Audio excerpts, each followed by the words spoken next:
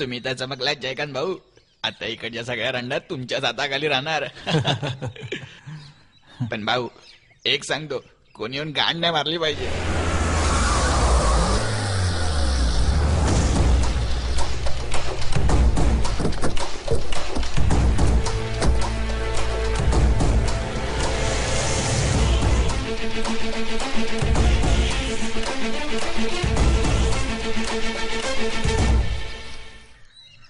काय झालं?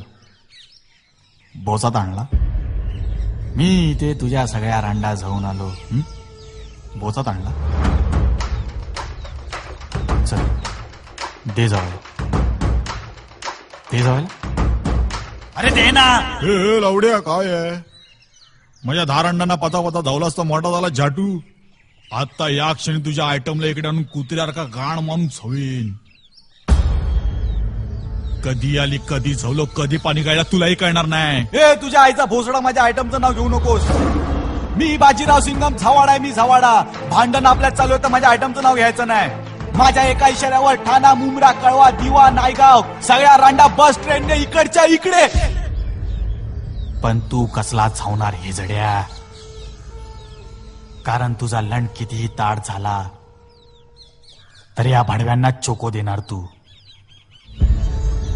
तू लवड्याला फक्त धुताना, चोळताना, हलवताना पाहिलंस, पण कुत्र्यासारखा चावताना नाही पाहिलंस.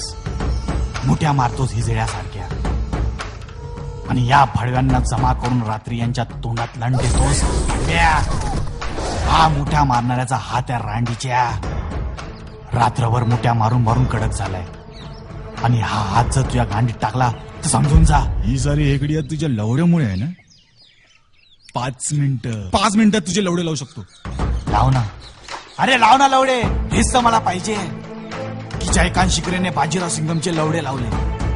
की जयकांत शिकरे बाजीरावचा लंड बघून घाबरला. की जयकांत शिकरे इजड्यासारखा पळाला. तुझी आय पादली मडक्यात.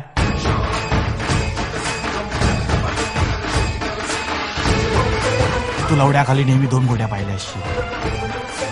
माझी 3री गोटी इकडे इकडे आणि जी ती खाजवेल त्याची तर मी आई जाऊन टाकेन.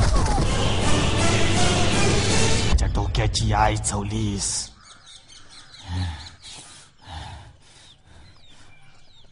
जयकांत शिकरे आली रे आली.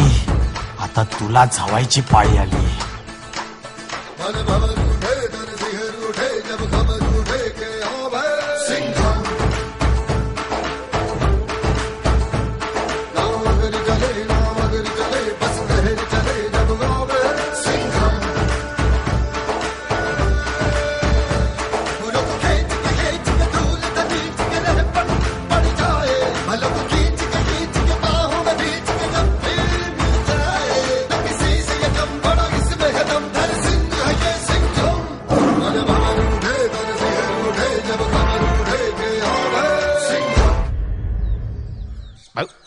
भाऊ भाऊ भाऊ माहितीये गाण फाटली. भाऊ भाऊ जरा ऐकून तर घ्या. भाऊ भाऊ थांबा.